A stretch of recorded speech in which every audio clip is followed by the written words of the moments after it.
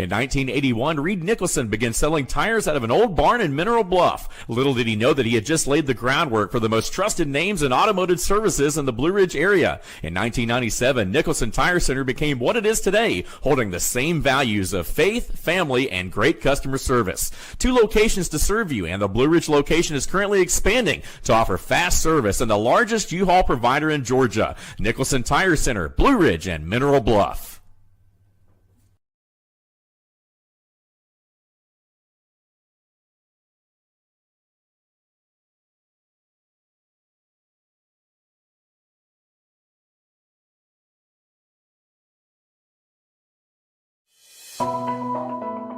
Ritz Furniture specializes in quality furniture for affordable prices. Our extensive inventory highlights top brands and provides everything you could ever want. You can count on us for kitchen, dining, bedroom, and living room furniture, no matter what the style is you have in mind.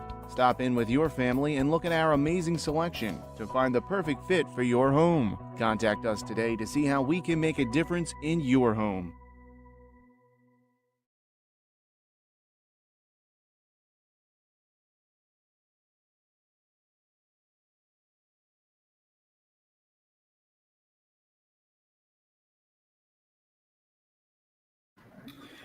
Hello, everyone, and welcome into Inside the Smoky Mountain Conference presented by Team FYN Sports. Jake West, along with Brandon Stevens. We are entering in week 1 of the high school football season here in North Carolina. Brandon, it's been a long off season, but we are finally, one day away from the promised land. Right. It's the most wonderful time of the year, so to speak, as Andy Williams would say. Christmas time. It's this is the fun time. This is a long holiday for me. I always enjoy football, but it's ready. It's time to go from high school to the NFL. So let's dive into it. Yeah. So a lot of things popped up over the off season. We've got new head coaches in Robbinsville and Hayesville and Cherokee. We'll hear from Robbinsville new head coach Lucas Ford here in just a little bit, but I think, Brandon, all 3 schools did a great job in the hiring of their head coaches. Some waited a little bit longer than others, but I think still in Cherokee, Robbinsville, and Andrews, they've got really good guys ready to take on that leadership role. Well, Lucas Ford, number one, I think he was heir apparent. You kept hearing the community say, "This is the guy that we want to see." He's very personable with the players, the community, but he's also business. I mean, he's been a good coach, and I think a lot of former coaches or a lot of former players from Robbinsville look back at him as a source of strength with the team as far as coaching.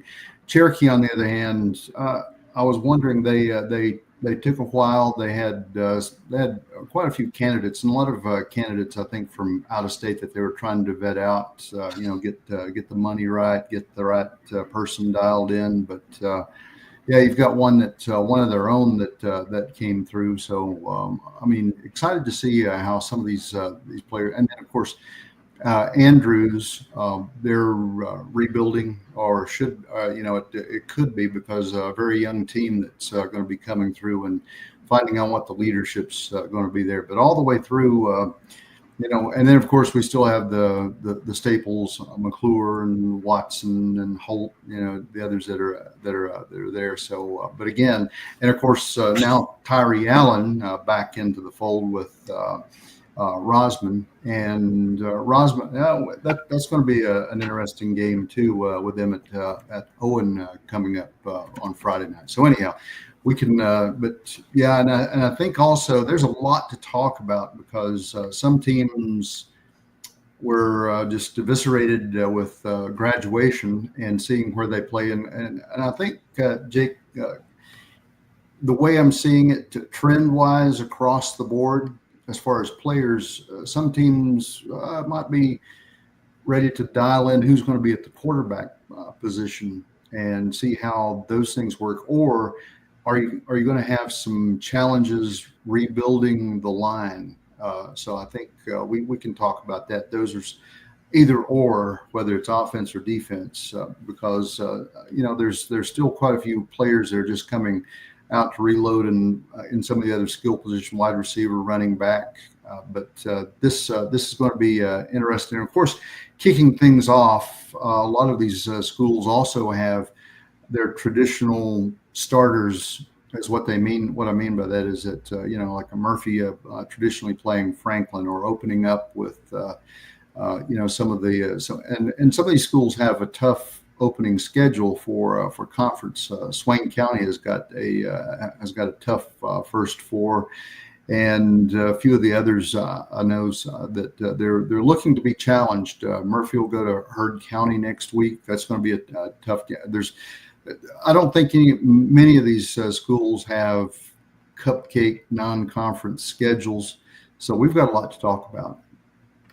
Yeah, let's start with the team you just mentioned, the newest member of the Smoky Mountain Conference, Rosman. They've got Owen this week. This is a game that, Rosman is still the underdog in, but, looking at both of these teams, this is a game I think Rosman can definitely compete in. Going back and looking, they've got their leading passer returning. They will be without Quentin Forbes, who was their leading rusher last year, but they've got Reynaldo, who was a freshman last year, just a sophomore this year. He'll be probably handling most of the rushing duties for them, along with Cleveland Dodson. And it's such a young team, but they do return some guys that, they were a young team last year. I think I'm only seeing 2 seniors on the roster from last year. And Garrett Connor at the linebacker position led the team in tackles, along with Samuel Curtis. They were both just sophomores, rising juniors. So I see some good things on the horizon for Rosman. What about this week against Owen, Brandon? Do you think they are able to get it done? We'll pull up the predictions here in just a second. But what do you think it's looking like this week against Owen? Well, Owen is led by a fellow named Steven Anderson, or should be. He was, had 711 yards, 5 touchdowns last year. Some of the other there are different running backs that there are a couple of Hayden Burpio and Hayden Small that could contribute, but Owen had some of the same issues that Rosman had, is just trying to dial the right person in. And finally, it was Steven Anderson who came away and should be a good contributor. He had of his 700, he had a big breakout game, I think, against the Asheville Christian Academy. But really, this was not a good season for the Owen Warhorses. Not typical for them. 1-8, 0-4 in their conference. Of course, they only lost one game, I think, due to the hurricane last year. And that's another thing that I mentioned. There's some of these schools, many of the opponents actually that suffered the hurricane. But I think that really, if Coach Allen can just dial in, find the right combination of player and plays, that was part of the problem last year. And of course, just finding that cadence on the field. But in this one, I think that this one is going to be a close game. Now, it's a 29-27 loss. Or 29-27 win last year for Rosman against Owen. That was that one win that they had. But this one will be relatively close, because I think you have the similarly paired team here that's going to go in. This one's to me is going to be like a 28-24 Rosman win. Looking at that one. Yeah, I think Owen's going to be upset, that they lost that one at the end of the year to Rosman. Rosman should still be riding that high, though. And I just took a look at Rosman's schedule this year. They've got some games they can really compete in, and see if they can pull off a few wins early on before they get to the Smoky Mountain Conference play. But I think I'm going with Rosman as well. I think it's a lower scoring game. I think it's maybe 21-10, 21-17, something like that. But I do think that Rosman gets it done. And then next week, Rosman will go on the road to North Buncombe, who Cherokee will be playing this week. If we want to, shift gears and go into that one, the Braves with their new head coach who has been on staff for quite a while. He's been around the block. For sure. I think he's been coaching for a very long time. But what do you expect to see out of the Braves this year? On paper, they've got a very stout returning roster. Well, this is one of the teams that's going to have to deal with the line. That's when you lose some bigger players like Luke Smith in that whole setup. That's tremendous for the Cherokee Braves, and he's going off to play some college football. But they lose Brandon Santiago, who was the all everything. But the person who's going to stir it again. This is where you had Jonathan Saylor, 1,226 yards passing. 60% of his passes, 9 touchdowns. He threw, double-digit interceptions. But here's the question: is who's going to fill in some of these skilled places? Is Saylor would, from time to time, he had 6 other touchdowns last year with just rushing the ball, keeping it himself. Some folks like Taven Bark and Javin Garcia. Those are some folks who will come back, run the ball. Maybe a Dawson Panther who filled in at quarterback this past year. But the bigger question is, how's Cherokee going to fill some of the points on the line, and that's going to be one of the strengths for them because. Looking in there, Sequoia comes back in on the line, Long, Tramper, Crow, just to name a few. But across that way, that's what I'm looking to see, because we had some folks who the backfields should have some experience, and the big thing here to me is when facing North Buncombe. North Buncombe got its bread and butter from running the ball, so the line's going to have to tighten up and watch. Kingston Denson is the guy who racked up almost 1,200 yards, rushing 8 touchdowns. So you're going to have to watch him. There's some other folks. Les Curtis or Les Otis is the quarterback. He's capable of running the ball. So just. Can you stop the run from North Buncombe? And if you do that, I think you're well within control. If not, could get out of hand. But I think that there'll probably be enough experience coming back to the line, one, to protect Jonathan Saylor and to keep the runner moving. 28-17, Cherokee wins this one. Yeah, I like the score that's predicted there, 35-14. I think you're going to see a lot of Garcia and Saylor through the air. I think Garcia is going to be, along with Ryan Payne from Murphy, the two top wide receivers in the Smoky Mountain Conference. But I think Cherokee gets it done. Do you know? I don't have it pulled up right now. Is this game at home or on the road? This one should be in Cherokee. Okay. Yeah, 35-14, and then this will be a very telling game for Cherokee. They get a late start in the selection of the head coach, and him kind of being able to implement his game plan.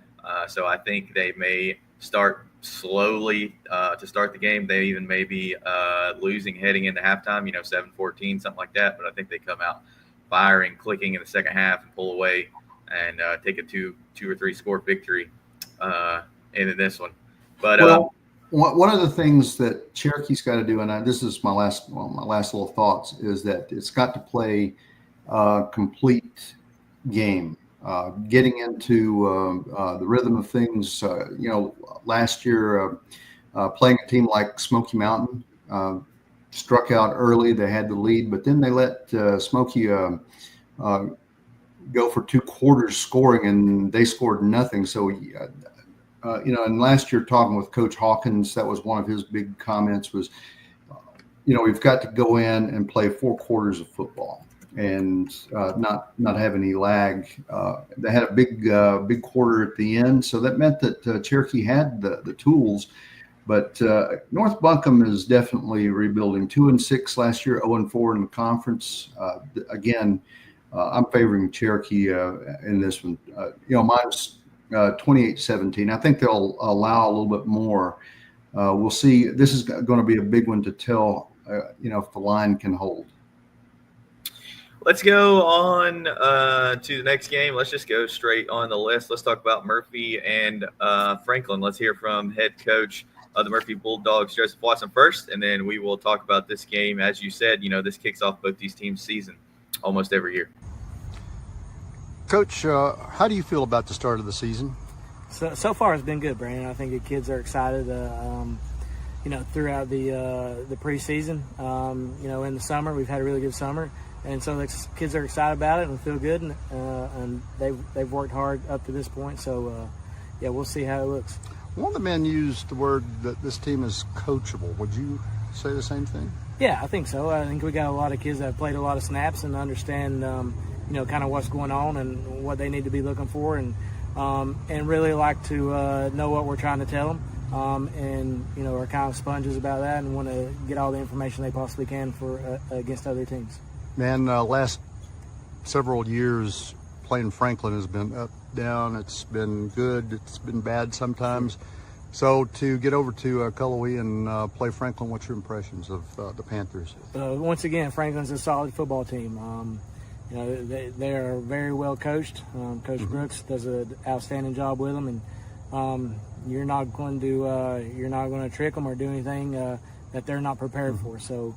Our guys got to be solid and got to understand what we're trying to do and then what we're trying to stop defensively. So, like I said, they're a very good football team, and they always are, and it's a huge challenge for us. Go Bulldogs. Go Dogs. So like you and him both said, this is a very up and down game for both teams. Franklin, I think, past 10 years has pretty much, I think it may be 8-2. They've held their own in this series, but you learn a lot about both of these teams through this game, and all the hype surrounding Murphy this year. But Franklin, they just reload every single year. They had Braden Hervey that ran all over Murphy last year, and they've got some guys that are just looking to do it again. And with this game being on the road, I know it's at Western, which is cool for both teams. But so I guess neither school kind of has the home field advantage there, but Franklin's playing all their games at Western Carolina in Silva. So, it's going to be fun, cool experience for both teams. But how do you see this one shaking out? Well, number one, let's talk Murphy for a second, and then we'll talk Franklin for a second. Murphy, I think this is could be a banner year for the Murphy Bulldogs. They had 10 contributing seniors that they lost to graduation. Very good. I mean, Cadence Leatherwood, you will not replace immediately on the field. He was just a good team leader, a good performer. I mean, he offense, defense, you can go on about that. But you still have a seasoned quarterback in Brady Grant. The big thing here is, does he have his game down? Watch the fumbles, watch the interceptions. Through some turnovers last year, it was of course they were playing some really tough teams. West Henderson was no cakewalk, and Heard County, Georgia, which Murphy will face again. But the big thing to me is when the impression here is that the line, you've got some of the biggest players in the region, from Brody Orton, Janthony Gooden, Jude Pinkerton. You'll have now Braden Gaither, who's new to the team. I can go on about the line. So whether it's offense protecting the runner, or it's defense sealing up the gaps. And Brody Orton should be this should be a really stellar year for him. There's a lot of expectation. He's well balanced, and knowing his positions, reading keys, and of course just getting back and just doggone tackling. On the other hand, Murphy has there was the feeling that there was some loss. It's all eyes are going to be on Cameron Clem.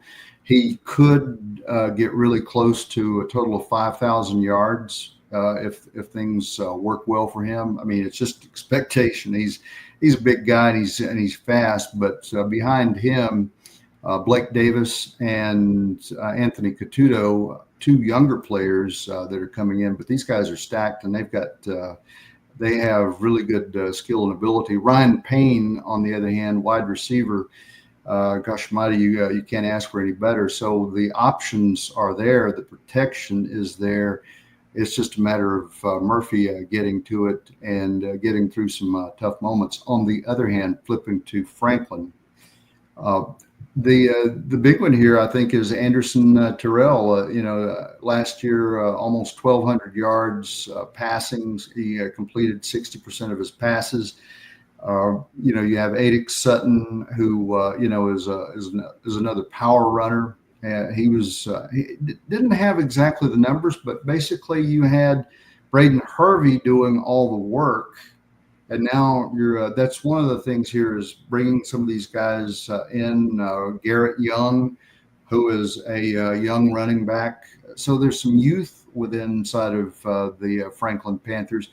But man alive, the defense, Lance Parker, Peyton King, Gabe Harrison. These are some big guys, and then some of these folks that you'll have to watch. But these guys are going to be your speed that I just mentioned from safety. So they're going to be watching. I'm going to be all over Ryan Payne. They're going to be all over, and they're able to read well. They're again, some of them younger guys, but they're impressive to watch. They show a shade 50 type defense, which has been the works. Running the ball basically has been one of the bread and butters for the Franklin Panthers. If they can establish the run and get around some of these bigger guys in the line, going through the line is going to be treacherous for Franklin, I think. Murphy, on the other hand, just trying to get some things smoothed out if they can get execute their game plan. But again, this one's to me is almost like two evenly matched football teams. I believe it's going to be close. The Murphy Bulldogs, listening to them, they're ticked from last year. They didn't like the performance that what was it, 31-13 or 33-13 football game that they lost. They didn't perform well. They weren't on the same page. They've really worked diligently to try to overcome that. And watching the T.C. Robertson scrimmage that they had, you don't see many mistakes, jumping offside, miscues, that sort of thing initially.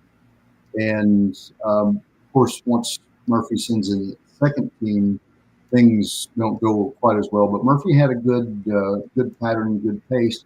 On the other hand, Franklin, this is they're outside of their box in the sense that they're playing at Western Carolina. They have the construction going on, won't play any home games in Franklin. And you said, like you mentioned, Pelowit's going to be their home, but I'm going to give the edge to the Murphy Bulldogs. Of course, I would. 28-24, though. It's going to be close. Yeah, there's a lot of hype surrounding this team, a lot of expectation surrounding the Bulldogs. It all comes down to how do you manage that expectation. And in years past, Right. You have not managed it well when you've played the Franklin Panthers, whether that be at home, on the road, neutral site, whatever. Anderson Terrell, that's a guy that's gonna leave his fingerprint on this game.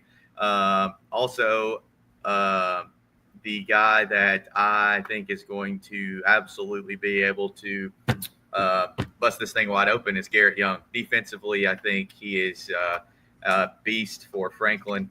I think this is a Franklin team that is underrated in the preseason polls and the preseason pick'ems.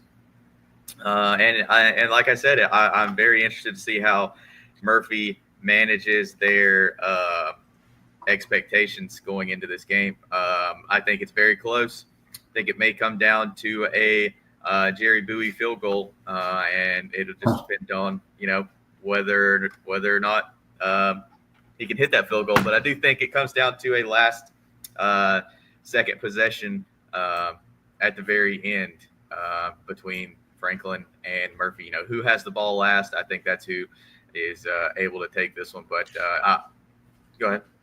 Well, I was going to say, hopefully, I mean, if you're a Franklin Panther fan, then what you look at is, all right, you had a good start against Murphy. You crush a couple of other Smoky Mountain Conference opponents, Robbinsville and Swain, 30-7, 35-7. You're really rolling. But then getting into the Mountain 7 conference gets a little bit tougher. They lose the last 4 games of the season. So if you're Josh Brooks and the Franklin Panthers, you're looking to complete the season and complete the trend that you rolled out, but unraveling as you get into the conference. Of course, it wasn't necessarily like big time losses, maybe except to the Pisgah Bears. 24-7 they lost, but just holding it together and looking back at it was Murphy rebuilding, trying to get on the same page. Wasn't a good game for Murphy last year. Robbinsville, similar situation, and Swain County not having they had injuries. So this year, Franklin might see some new faces or see some new trends with the Smoky Mountain Conference opponents this year. So I'm thinking that new face to the Franklin Panthers and basically reloading to Murphy. I still favor the Murphy Bulldogs in this one. So another close game on the docket, the closest one aside from, as far as the projections go, aside from Murphy and Franklin, is Robbinsville and Tuscola. Lucas Ford opens up his coaching career at home under the Big Oaks as a 7-point favorite. Let's hear from Ford now. Coach Ford, you've got spring ball practice, your first spring as a head coach under your belt, and you're getting ready for Friday. How has it been, your transition into the head coaching and athletic director role? Football's been great. Athletic director stuff, it's been kind of touchy, but football's been great. Everything's good. Just trying to do the right thing by the kids. Football wise, we've got good numbers. JV and varsity had a really good spring. Week of spring ball, and then leading into the summer, kids really showed up, worked out, had a very high percentage of attendance rate through the summer, and it's carried over into practice. So we're getting ready for Friday. What's your vision, as the head coach in your first year of taking over the program? So it's funny, as part of the process, they wanted a vision, and my vision is for this team to become a family, family oriented, to compete at a high level every day, to make, young men out of these great young men, because they're the next set of leaders in our communities, dads, stuff like that. But the goal never changes here. They walk down the hall, they see the goal. It's on the wall. There's 15 of them hanging there now. But as far as the vision is that we produce great young men. We're trying to throw some different wrinkles in on that. We do a handyman lesson, try to do it once a month with Kent Williams. Taught them how to change oil in their own vehicle the other day and do some other different things too. So that's kind of the vision. So, what are the every coach has got their standard. What are your non-negotiables for your players and that you expect from them every day?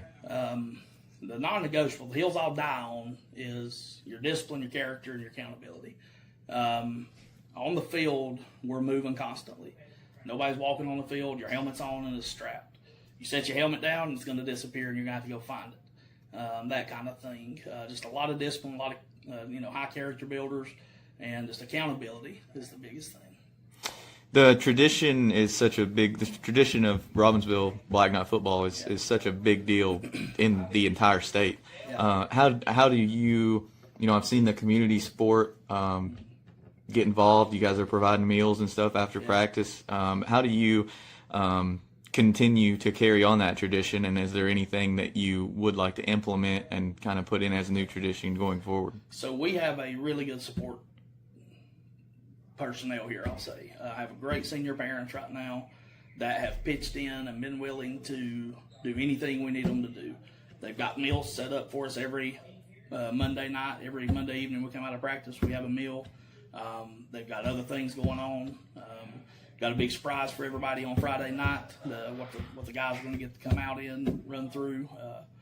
And all that's community support. We've not that we live in a great community. They're willing to pitch in, do whatever, and show up on Friday nights and pack the stands. So it's going forward. If it ain't broke, don't fix it. But we do like to add some things, and then stuff like that will be coming. What about this team in general, and going straight into Friday night? What excites you the most about this roster that you've got? This is always going to be, everybody remembers their first time. This is your first roster that you will be fully in charge of. So this group, the cohesion, I think. Coach Winfrey told him the other day after practice that he's coached for a while, been away for a couple of years, but he was part of some of those really good teams. But he said he's never seen a team this close. And that's part of the things that we're trying to do and implement through the week with, a booster club and our parents and stuff is the unity, eat together, stuff like that. I told the kids the night before we started our first day of practice, we'd got done lifting that night. And I told them, I said, if we roll into the practice tomorrow, because usually you pick up 5 or 6, and we had 28 there that night, I think. I said, if we go into tomorrow with these 28, I said, I'm perfectly content with that because I know I've got 28 that will be there. They've invested the time in, they've worked, and so that's been exciting to see. It's you didn't have to beg them to come in the summer. You got a great group of seniors. We got 12 seniors, and they're learning leadership qualities. They're figuring that out as we go. You're kind of seeing that play out in the last week or two, who those leaders are, what their leadership roles are. We have a great group of young sophomores and a really good group of juniors in the middle. Not as many juniors as we do sophomores and seniors, but just a really good mix in numbers between the 3 classes. They really all get along, and there's not just one star. This group, they've got several that can play. It's a skill player spots. We got 5 senior linemen right now starting on the offensive line. So it's going to be exciting. It's going to be fun. Before we get into your thoughts on Tuscola Friday night, what's the identity or motto of this year's team? Take what they give us. We've got 2 really good running backs that you'll see. We moved Isaac T from the line to a tailback spot. He is really flourishing there. He looked good Friday night against in our scrimmage running the ball. And we got Isaac Collins. That's two backs, 210 plus or so that run really well. Our offensive line is seniors. I got to watching the Mount Airy film from a couple years ago. And we got 3 linemen that played a lot in that game on this team. So we got some experience there. So I like that. But we just take what they give us and just try to be, Black Swarm on defense, get after the ball. What are your thoughts leading up to, Friday night's game against Tuscola? Very well coached team. Coach Crompton does a good job. They spread it out. You're going to get 3x2 empty, 4x1, some single back stuff, 2x2. We have got to get after them. We got to, if we can get a running game established, play keep away to an extent, but they also will pack the line and open up some things possibly in the passing game for us. So again, take what they give us and just get some pressure on the quarterback on defense and make some things happen. All right, Clean Coach. in the special teams. All right, Coach. Well, thank you. I appreciate you taking the time sitting down with us. Yep. Thank you, Jake. Coach Ford seems very excited about this football team and about the opportunity to lead this football team. It seems like people talk about their dream job. We talked to we'll get to Andrews here in a little bit, but we talked to Coach Johnson, and he said this was his dream job being at Andrews. He wouldn't want to be anywhere else, and I think Lucas Ford would say the same thing about being in Robbinsville. So it's good for programs to see leadership that they know like they're going to fight for you, and this is where they want to be. And I think the Black Knight players are seeing that. One of the things I want to talk about Robbinsville, they've got some. He mentioned Isaac Collins and Kazi Tisteski out of the backfield. They are two big bruising backs, both over 6 foot, 200 pounds. There's not a lot of guys that are going to be able to take them down.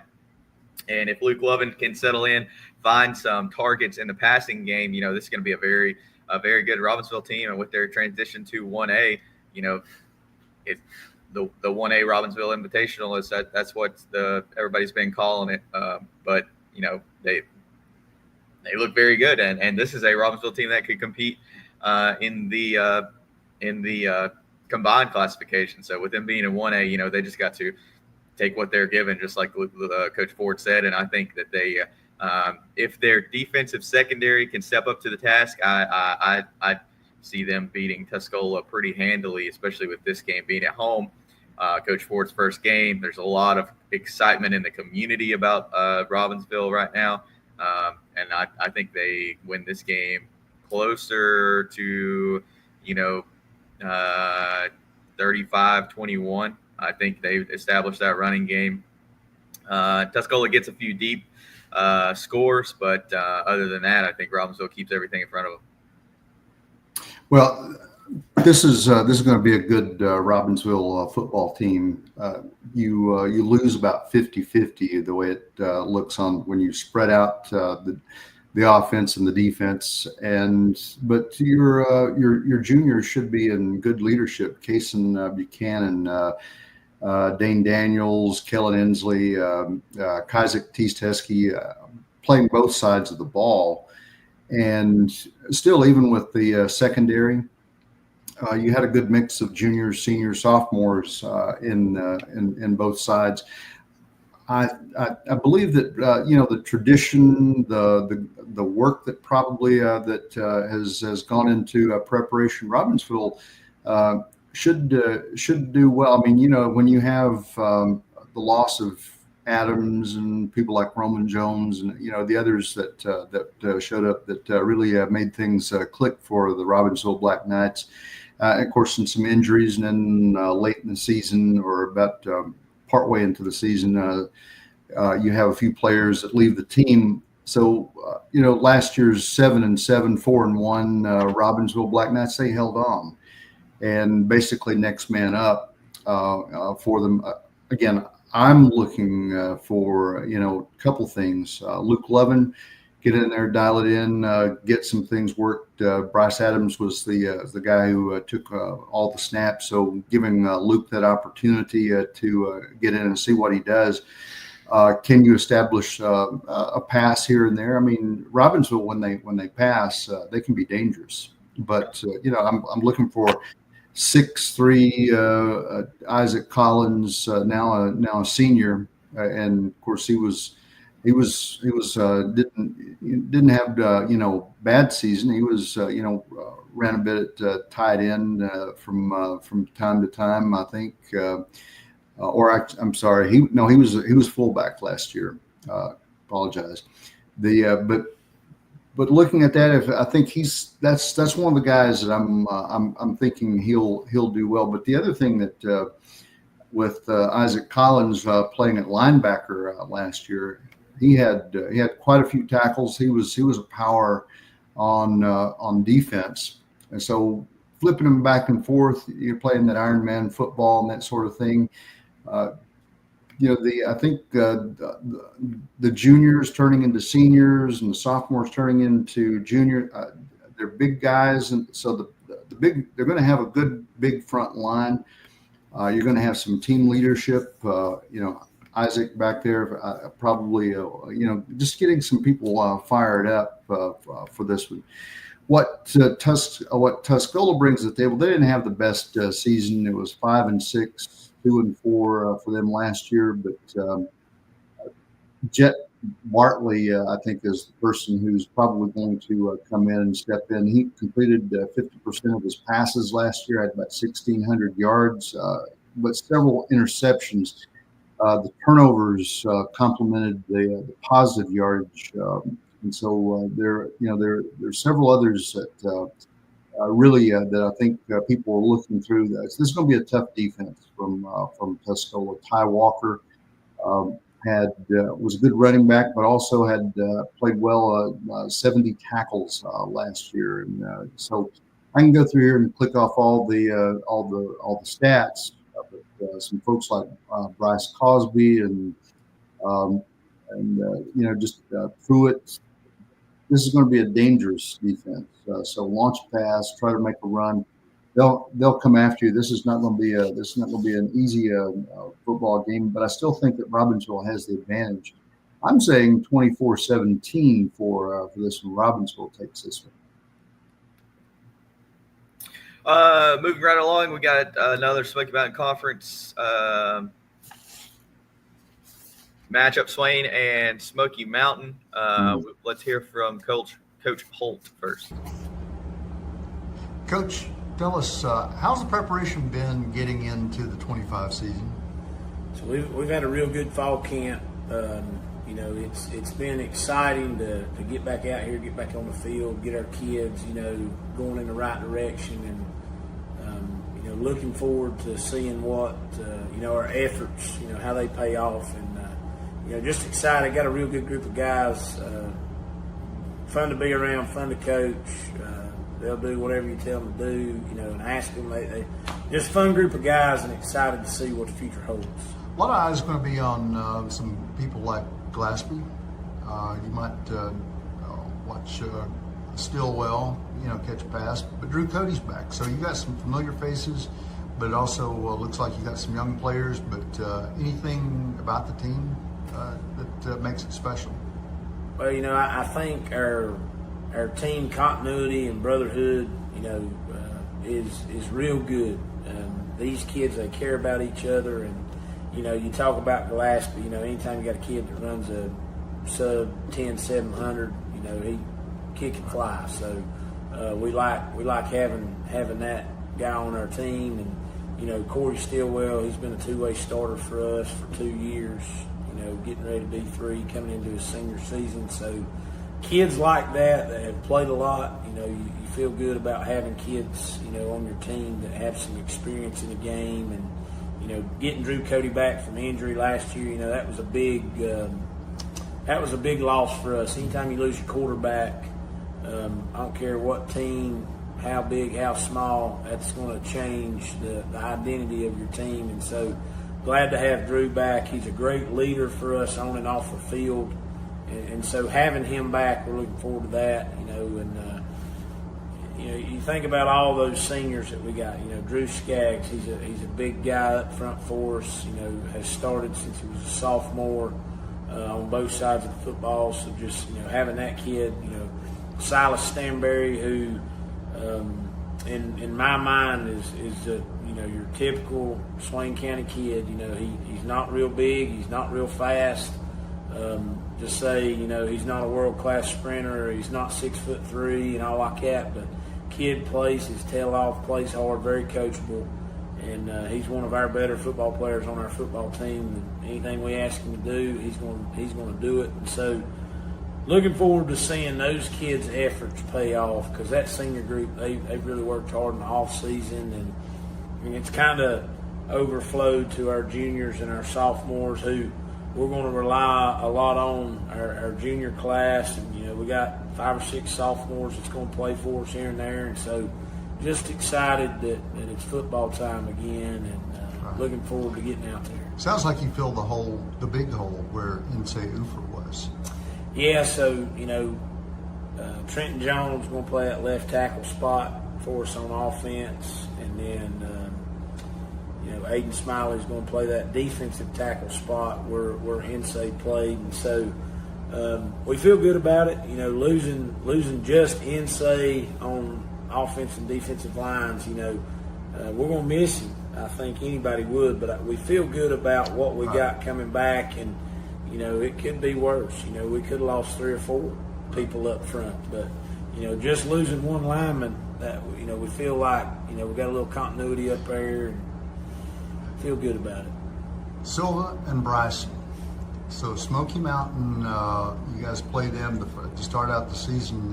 Last year, big running back, Aiden Johnson. You had a good quarterback. That's gone. A little bit different team that Smoky's going to bring. Yeah, they a little bit of all their offensive identity. Just watching their scrimmages.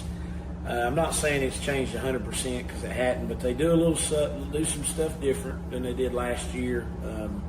But they're still going to rely on running the football. And Coach Postel, he does a real good job of structuring their offense to where you can't really do just one thing to stop them. And so kids got to read keys, got to watch film, got to study the scout report, but.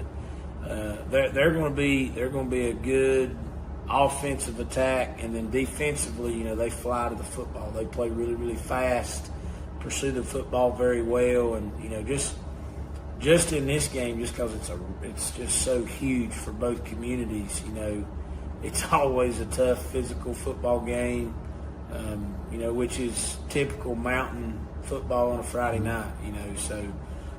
Kids got to be ready to go play tough, fast, physical football, and we're excited about it. Our kids are excited about it. I know Smoky Mountain's kids are excited about it because it's a long-standing rivalry that's been around for a long time. Well, Coach, go Maroon Devils. Go Devils. So Swain County, disappointing season last year. After 2 years ago, what were they? 11-2 or 12-2, something like that. Both losses coming to Robbinsville in Robbinsville's way to the Western Regional Championship game that year. But do you see a bounce back in the future, in the imminent future, right here, immediate future for Swain County? Well, first of all, it's going to be tough because Swain County comes out facing Smoky Mountain. A little bit different face to Smoky Mountain. We'll talk about that quickly. They're going to face a tough Pisgah team. Franklin, obviously, we talked about them. They're stacked and packed. And then Mountain Heritage will round out the non-conference. So battle through that, Jake. And whether you're any one of these teams in the Smoky Mountain Conference, that's number one, a tough schedule. But you have to know that there's going to be some bouncing back because Swain County was total chaos in some views because quarterback goes down. Is it John Stevenson? Is it Owen Medlin who's running the plays? You had some interruptions with some injuries to the line. We had folks playing with broken hands. It was Grady Lewis, who was one of the biggest linemen, one of the biggest factors next to Insay Ufert and Drew Skaggs. Playing him in different spots, getting him out of his box because he was needed in certain places. You're having to shift players around. You couldn't get continuity, and then on top of that, you had some just not handling the ball well last season.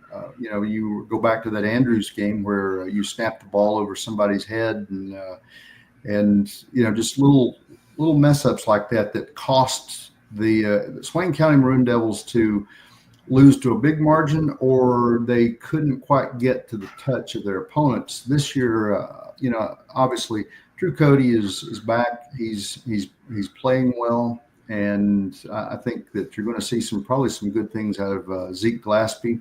Watch for a pass to Corey Stillwell. He moves up as a junior wide receiver, and of course Drew Skaggs. He's committed to Wofford.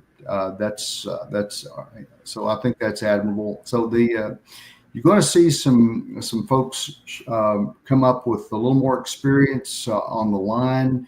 You've got people who have experience at what we call the skill positions. I hate saying that because I think linemen get overlooked, and I hate the fact that they don't get that. Just people think they just go up and hit, but you've got to protect, and that's a talent. But again, he's shifting some folks around. Aiden Smiley, as he mentioned, I think that obviously there's going to be some moving up. The question here is, can he get past and I think there's possibility. There's some opportunities for him playing Smoky Mountain because they lost some key players, Aiden Johnson from last year, and they also had a good quarterback Jarek Jones. So those and Jay Stillwell. Those were the three. That was the three option. The options there to pass or to run the ball. And this year, as he mentioned, Smoky Mountain is they do rely on the run. The question is, will there be people there? I think Josiah Ash. I think his name is Damon or Darren Young, Aiden Foxworth. Those could be the quarterback and running backs respectively to get to Smoky Mountain. But Smoky Mountain could see some fading. They finished up 8-4 last year, 5-1. Played some tough football games, and this was going to be. I think you're going to see if Swain County doesn't win this football game, then you're going to see a different performing Smoky Mountain. They won't be shut out 21-0 like they were last year. So I say this one is probably, since it's played in Silva, and it'll probably come down to a 24-14. Maybe even Swain could get a little bit closer, a 24-17 football game, but it's going to be a Mustang football game. I think I'm going with Swain County. I have a lot of faith in Sherman Holt, and he's got his quarterback back. Just anything that could go wrong last year for Swain went wrong. So I think they right the ship this year. Smoky Mountain, lost a lot from last year's team. And I think it's going to be a learning game for both these teams because they're both relatively, young, or at least young in the terms of, in a football sense, in terms of snaps taken, with Cody, getting hurt last year, not getting that year of experience under his belt. But I think Swain's going to win this one. I do think it's low scoring, 21-14, something like that. But I think Swain wins, and that will make a lot of people in Bryson City pretty happy if they can start this season off with a W.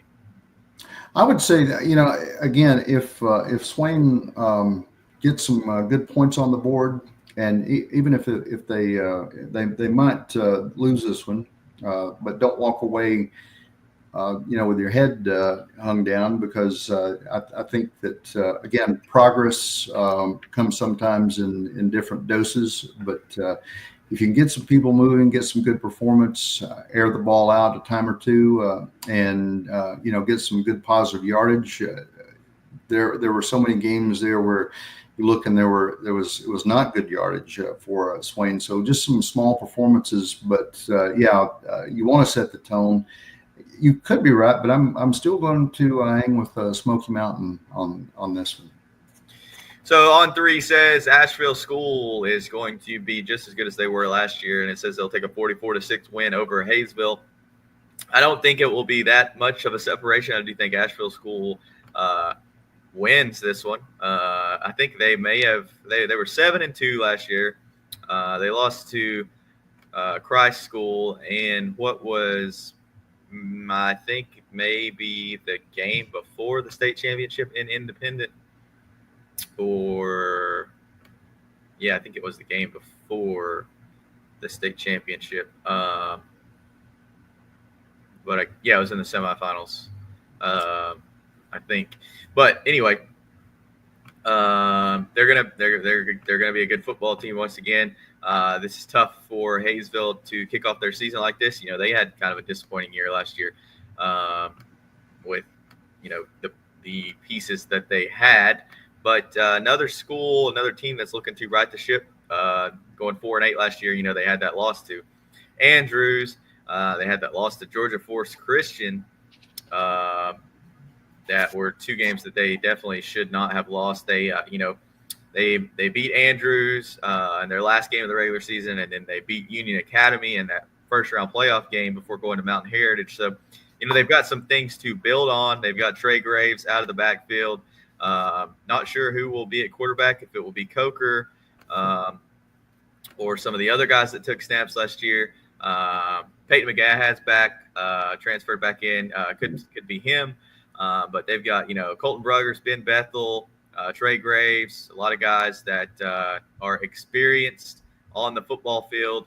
EJ Mapsua is a guy that playing tight end. He's huge, 6'4", 260 pounds, maybe even heavier than that. They've got Will Brown, defensive end. They've got some guys that have played some football. So I'm interested to see what this Hayesville team can do this year, because I had a lot of faith in them last year. Kind of let me down, but we'll see if they can bounce back this year and live up to those expectations. Well, I think you're entirely right. I mean, some tremendous losses: Tate Roberts, Dawson Devane, Michael Money. You can start listing them out. That a lot of seniors that left this team, and so it's going to be a younger look, maybe to Hayesville. But the folks I think you mentioned. Trey Graves, obviously second leading rusher in the conference last year, did some good stuff. The wins didn't accumulate on the board like they wanted to. 4-8, 2-4 last year, but and you mentioned Will Brown, one of the best linemen, or he'll. Yep. Yeah, he had some. Those are the two that just really pop out to me immediately, knowing what they can do. But as you mentioned, there are several others that will come in and contribute. This one is a tough one, though, Jake. This last year one of the hurtful losses that Asheville School had was that they lost in overtime to Christ School, 26-25. Big one there because they were on a pretty good roll, 7-2 on the season, and you didn't really see maybe I'm not framing this right, but you didn't see exactly a big breakout star. Everybody had a touch on the football. There were a number of touchdowns, but it was almost like it was distributed in fair fashion. But it didn't matter. This is a powerful team. I'm looking at Asheville, and this one's I think could potentially get out of hand, but it's not going to be the 49-7 loss. I'm putting it up there 52-14 Asheville. This one could potentially get ugly. Yeah, I think Asheville can just overpower them. They've got more depth than Hayesville, but I do think Hayesville keeps it closer than they did last year. I'm going to say, like 41-21, something like that. Moving into our last game, Andrews and Madison. Andrews' new head coach, Jason Johnson, he is excited to be at the helm of the Wildcats. They've got a very young football team, but I saw them in practice. I'm very impressed by what I saw.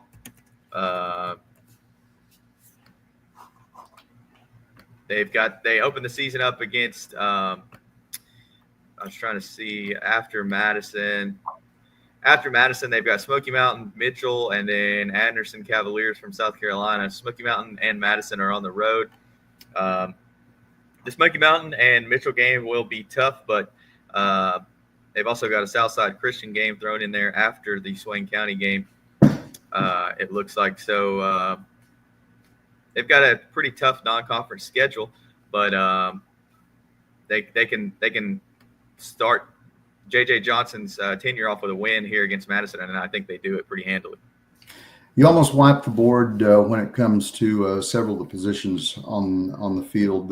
Question which was a little shaky for Andrews last year, Everett Tatham. He was kind of a do-it-all type quarterback. He did run the ball from time to time, relied a little bit on Eli Aguilar. But let's go forward and question here. I think who are we seeing? Rattler stepped back into fullback position, and again a younger offensive line. But that's where probably a little more experience comes from. The defensive side of things is a question of how do you build some things up. I think these two teams, Madison County with and Andrews, probably suffered some of the same issues from last year. They do have a I think his name is Chance Penland is the quarterback, or could be the quarterback for them. Ivan Leonard was the contributing runner, but really the numbers aren't gaudy and jump out at you like these guys just ran the ball, because Madison County got stuck quite a bit. Well, a couple things at play there. You change head coaches partway into the season and you get a new head coach. Then you're also suffering the effects of the Hurricane Helene that rolled through the area and closed down some of the. So they only played 8 games last year, but went 2-6. The advantage here, even though Andrews is going to play at Madison County, I'm correct on that, I believe. Yes. Okay. 28-14, Andrews gets this one. Yeah, I think Andrews takes this one too. Brady McClellan's going to lead them at quarterback. They'll be without Will Roberts, their leading tackler, Landon Green, Colton Rose, some guys they lost to graduation. But Gabe Aguilar will be back for his junior season. LaDainian Rattler back for his senior season. Kelby Waldrop, a guy that's going to make some plays, hopefully in the passing game. And they've got some guys that haven't played football before that I looked for them to contribute pretty quickly as well. So I think Andrews takes this, and I'm interested to see what Coach Johnson can build and continue to improve this program in the way that James Phillips did. But kind of just with a new insight. But I do think they start his tenure off with a win. I think 35-7 is pretty good guess there by the computer. That's what I'm going to go with. 28-7. So we've got our first week of the show down. We'll be back next week. We will be stay tuned to Facebook and Twitter. We'll have coverage from all these games. I think we will be live streaming on the road next week. We've got a Georgia North Carolina matchup. But Brandon, any last thoughts? No, it's time to quit talking about this stuff and actually get it played and see if we do well, eat crow or whatnot. But I'm looking for some really good things out of a lot of different teams. But hey, it's time to go. Time to go play football. It is. Thank you, everybody, for watching. We'll be back same time next week. Brandon, thanks for joining me.